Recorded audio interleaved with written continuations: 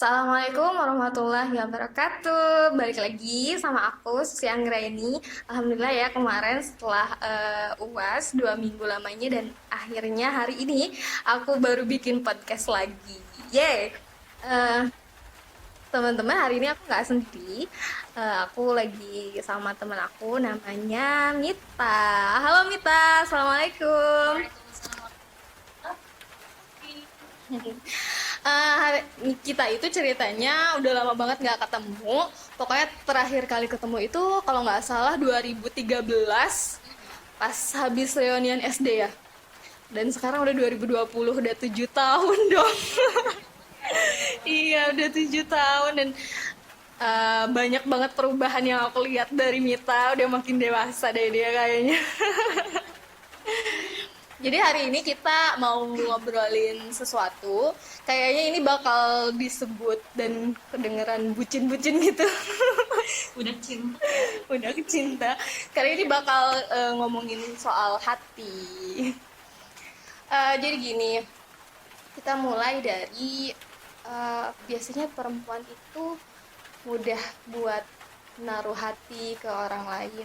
Contoh, ini tuh kadang teman-teman aku sering cerita sih. Misalnya nih, nggak sengaja ketemu orang, terus karena sering ketemu orang itu berkali-kali, akhirnya dia langsung ngejudge, oh dia tuh kayak jodoh aku deh gitu. Nah, ini sih dari hal kecil kayak gitu aja perempuan tuh pokoknya mudah baper. Menurut Mita nih, supaya kita tuh nggak mudah baper, gimana sih tipsnya? Oke, karena hati itu sesuatu yang banyak definisi. Karena ketika kita berbicara tentang hati dan perasaan, tentu banget gitu kan, itu masalah ranah privati gitu kan. Hanya orang itulah yang merasakannya. Dan ternyata gitu kan dari beberapa buku yang Minta baca gitu kan. Oh iya, kebetulan bukunya juga ada di samping Minta nih. Apa tuh? Ada bukunya Sah atau Ya, halal? Sudahi atau halalkan? ini dari komunitas nikah asik ya, nikah asik. Kita banyak belajar banget bahwasannya seseorang, siapapun itu orangnya, mau dia laki-laki, mau dia itu perempuan, ketika melihat sosok yang dia suka gitu kan, pasti yang kelihatan itu kasat mata. Contohnya seperti apa sih? Tadi kan udah disebutin. Oh dia soleh ya, mungkin karena kesolehannya. Rajin ke masjid, Rajin ke masjid, sering pakai peci, gitu, sarungan gitu Iya, kan. Yang ceweknya itu dia masya Allah pokoknya gitu kan. cover semua. Iya, di cover semua. Intinya main lebih dari fisik tuh ya, gitu, apa yang terlihat gitu. Oke, selain kesolehan itu apa? Ada juga yang melihat dari rupa gitu. Pasti itu apa ya? Poin utamanya itu, main poinnya itu dari rupa gitu kan. Karena gak bohong kan, dari mata itu langsung Langsung ke turun hati. ke hati dong. Ya Allah, masya Allah kan, dari mata turun ke hati. Itu peribahasa atau apa ya? Intinya itu benar banget gitu. Kasat mata, dan memang bukan hanya dari fisik nih. Bisa jadi seseorang ketika mencintai ataupun punya perasaan aneh nih menggelitik di hati itu karena disebabkan apa ya, orang itu wow gitu, dewasa banget gitu kan, gue banget pokoknya ya, sesuatu yang memang nggak bisa dideskripsikan Ya intinya oleh sih kata-kata nggak gitu, munafik ya kalau misalnya suka sama sesuatu yang indah, terus ngelihat orang dengan kedewasaannya dan sebagainya. Dan sebenarnya ya, muncul cinta itu ya itu disebut fitrah ya, nggak apa-apa kita memiliki perasaan. Berarti itu gitu. nggak salah dong. Nggak salah, kita sambut gitu kan perasaan itu gitu kan. Kita jangan sampai kita merasa bahwasannya apa ya, galau sendiri gitu ketika kita mencintai seseorang tapi kita nggak bisa gapai orang itu gitu. Iya, maksa gitu. Aku lagi berdoa merengek sama Allah gitu kan, ya Allah jodohkan aku sama dia gitu gitu. Itu kan kayak maksa banget, bener nggak sih? Nah, kayak gitu gitu. Ya intinya di sini benar-benar hati berperan ya.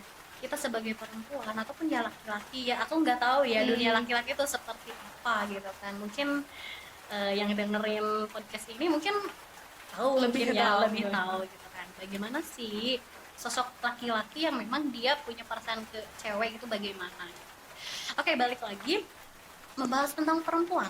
Biasanya muncul juga adanya terlalu sering interaksi dan komunikasi, benar nggak sih? Kayak gitu. terutama Makin-makin. makin terutama nih khusus banget nih buat aktivis mungkin ya di kampusnya gitu ataupun di sekolahnya gitu kan, mengikuti organisasi, berbagai macam organisasi. Jelas dong itu pasti melibatkan beberapa aktivitas, diantaranya kayak diskusi, kemudian mungkin rapat-rapat ya, kura-kura mungkin zamannya kuliah rapat kupu-kupu mungkin ada tipe-tipe mahasiswa yang seperti itu. Mungkin kita lebih detailnya ke diskusi. Nah, di diskusi itu kan pasti melibatkan sosok ikhwan dan akhwat, sosok perempuan dan laki-laki. Meskipun memang itu aktivis dakwah ya, hati-hati gitu. Hati-hati. Ya hati-hati dengan hati gitu. Karena kalau nggak hati-hati, nanti kita bakal apa ya, bakal terkena virus-virus merah jambu gitu. Jambu VMC ya, busuk. jambu busuk mungkin ya. Oke, virus merah jambu itu nanti menjalar dengan sendirinya. Nah, waktu masa kuliah juga, hati ketika apa ya, banyak sih dengerin dari beberapa ceramah juga dari Ustadz Abdullah Taslim, hafizahullah, bahwasannya beliau itu mengatakan bahwasannya, tahu nggak, sumber kebaikan manusia itu ada pada hatinya. Oh ya, Masya Kenapa Allah. sih hati gitu kan? Makanya dari itu, hati itu menjadi sasaran utama, sasaran empuk bagi setan dan bala tentaranya gitu, untuk berserikat dengan hawa nafsu kita. Makanya kenapa banyak kaum muda-mudi zaman sekarang itu dia itu lemah banget di perasaan. Oh iya, gitu ya. cepet baper. cepet lemes gitu doh, ketemu Iya, ikhwan bener. yang wow, masya Allah, seperti itu menurut versi dia gitu kan, karakternya seperti itu.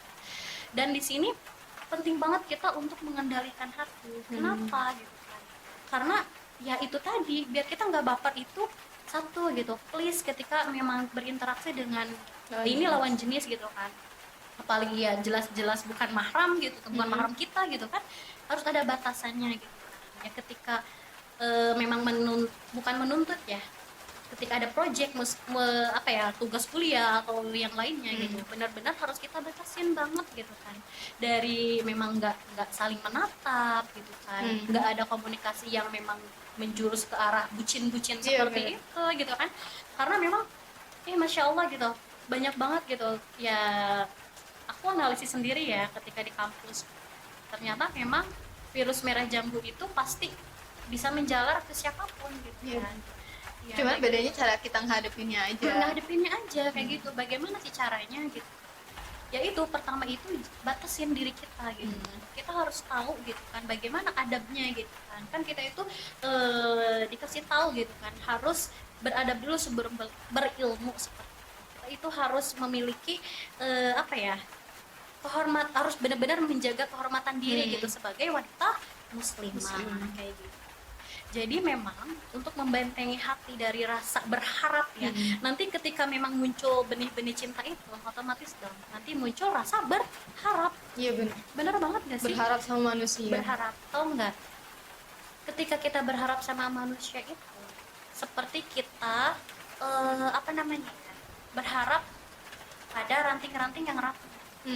Maksudnya ketika kita berharap pada selainnya ya, pada makhluknya gitu kan, pada seseorang yang kita cinta gitu, itu seperti kita apa ya, menggantungkan diri di atas ranting-ranting yang rapuh. Otomatis dong yang namanya ranting itu apalagi rapuh, ketika kita bergantung gitu kan, Bisa bikin kita bisa jatuh. jatuh dengan sendiri. Iya benar. Makanya kenapa ketika kita terlalu berharap sama makhluk, Allah itu teramat cemburu, karena Allah itu sangat mencemburui hati hambanya, apa namanya ya, ketika berharap kepada selainnya gitu kan, apalagi ini kepada makhluk yang benar-benar belum halal untuk dia gitu kan. Di sini setan masuk nih ketika kita memang lagi wow, gue tuh Halu-halu tinggi-tinggi. Yap, seperti itu. Gue tuh suka banget nih sama Sama dia dia. gitu kan. Dia tuh cakep banget gitu kan. Selain cakep gitu kan, aduh masya Allah gitu Dia tuh kan. tipe aku banget dia nih. ngajinya wow gitu kan. Hafalannya banyak banget gitu-gitu. Nah, di sana lah peran setan gitu kan. Bisa jadi kita buka sosmednya mungkin ya, Stalking terus ya. everyday. Kayaknya pernah gitu. Oke. Terus Terus ini ya. Oke. Selain tadi poin pertama itu batasin diri gitu dari yang namanya ikhwan Oh, yang batasin gitu. komunikasi. Komunikasi gitu. jaga adab, mungkin lebih ke apa ya, mengelola hati gitu kan. Wajar aja ketika memang kita suka, tapi kita harus boleh kita sambut perasaan itu karena itu bagian dari fitrah. Kalau kita mungkin sama sekali nggak punya ketertarikan ke lawan jenis, itu bahaya. dampaknya Iya, dong. bener, lebih bahaya. Bener nggak sih? Kayak Iya. gitu. Itu pokoknya pembahasannya berbeda mungkin ya kalau kita membahas itu. Intinya sambut aja perasaan itu, nggak apa-apa, kita sambut dengan baik, tetapi jangan terlalu lama dipendam, terlalu lama dibenamkan dalam hati. Kenapa? Itu tadi, karena akan tumbuh benih-benih harap. Ketika sudah berharap sama manusia, ujung-ujungnya itu pasti kecewa. Iya, bener. Benar nggak sih? Benar banget. Bener banget. Ketika kita udah kecewa, terus siapa yang harus, ya terus apa yang harus kita lakukan gitu kan? Otomatis kan kita uring-uringan sendiri, kita gelisah sendiri, peran setan masuk di sana gitu kan, membuat kita merasa galau sendiri gitu kan, marah-marah nggak jelas sama lingkungan gitu kan, itu kan membuat resah semua orang gitu kan, dan bahkan mungkin bisa dibilang kita itu ada gangguan jiwa gitu kan. Depresi gitu. Depresi mungkin arahnya ke depresi gitu kan, karena terlalu berharap sama makhluk yang memang terlalu berlebihan gitu kan berharapnya seperti itu. Nah, ketika memang tadi membatasi gitu kan, kedua itu kita jangan kepo, please, nggak boleh kepo gitu kan. Stop kepo. Stop kepo ya, karena dari kepo sendirinya ketika kita buka sosmed gitu kan, aku lagi suka sama gitu misalkan gitu kan, Iya. oke aku kepoin deh namanya, aku kebetulan tahu Dia lagi ngapain sih? lagi Sibuk apa ngapain, sih? sibuk apa, Gitu. ternyata Masya Allah setelah stalking beberapa jam kemudian gitu kan, aku tuh lihat dia postingannya tentang dakwah melulu, jadi melting deh aku gitu kan, kayak gitu pernah nggak sih kalian seperti itu? Jujur aja deh.